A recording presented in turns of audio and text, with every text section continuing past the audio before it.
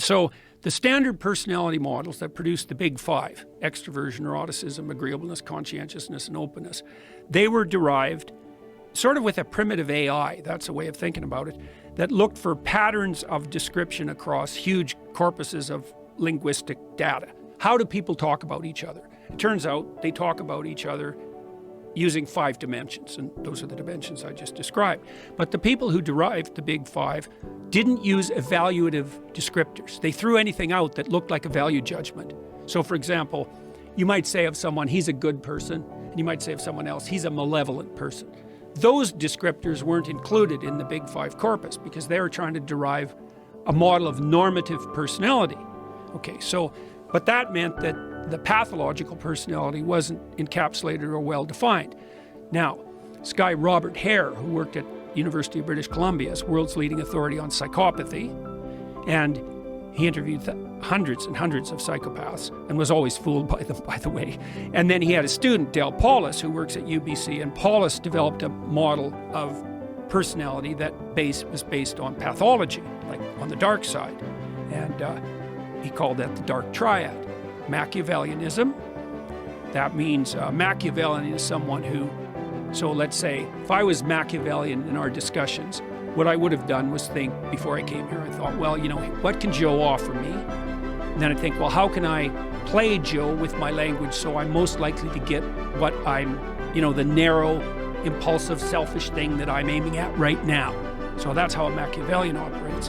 A narcissist, that's the next part of the dark triad, is someone who wants social status without doing any of the work. They want all the attention. If you're dating a narcissist or in a relationship with a narcissist, they'll alienate all your family members and your friends so that they get all the attention. And that'll just be the first of the games they play with you. Yeah. Then you have psychopathy, and the psychopaths are parasitical predators. And so the predator will take whatever you've got, and the parasite will live off you. And then here's a parasitical ideological statement. Property is theft, a classic Marxist trope. Why would you say that? Well, if I want to live off you, the way I'm going to justify that ethically is by claiming, well, you know, Joe, look how privileged you are. You've got all this money. You just took that from the oppressed. And if I'm manipulating you so that I get some of your money, that's only just because, first of all, it's exactly what you did. And second of all, well, why not spread some of that wealth around? So that's Machiavellianism, narcissism, and psychopathy, dark triad. They've expanded that recently to add another dimension that was missing, sadism.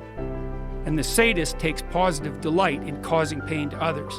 And the lulz culture, L-U-L-Z, the lulz culture online is a culture of sadistic, Machiavellian, narcissistic psychopaths. Lulz, meaning like people are joking around shit posting. Yeah, I did it for the lulz, and it's the plural of LOL, laugh out loud. But like, if you look at the Urban Dictionary, for example, the definition of lulz is positive delight in the suffering of others. It's like, yeah, sadistic.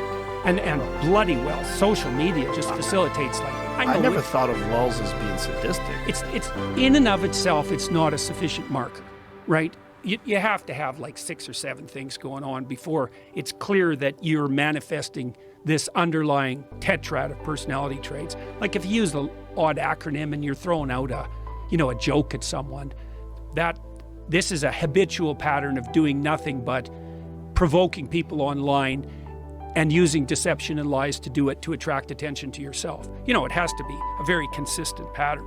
But Paulos, first of all, and his crew of researchers and people who've been influenced by him have laid out this 4-dimensional structure of the dark side, let's say. And they've shown that hyper users of social media, Instagram, for example, and people who do a lot of anonymous shit posting are characterized by, you know, what would you call it? Domination by those 4 traits. And part of the reason for that, this is very, very dangerous to our whole society, I think, is that you got to ask yourself what keeps the psychopaths under control in the normal population. And the answer seems to be, especially on the male side, is that narcissistic aggressive men get put in their place by non-narcissistic aggressive men. And that usually has to do with something like the threat of physical intervention. You know how it is if you get a bunch of guys together. I can make a joke about you, you know, and I could even make a joke that was, it sort of put you down.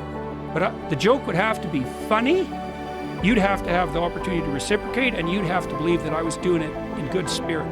Because if I just used the opportunity to, stick the knife in, we're not going to get along with each other very long. And we know that, and men know that when they talk to each other. And so part of what keeps dialogue among men civilized is the possibility that it won't be civilized if it goes too sideways. And everybody knows that. But there is none of that online, because anybody can post anything about anyone, no matter how denigrating and derisive, especially if they do it anonymously, and there's zero consequence. In fact, quite the opposite. If they're good at it, they get a lot of attention, and the social media companies will monetize it.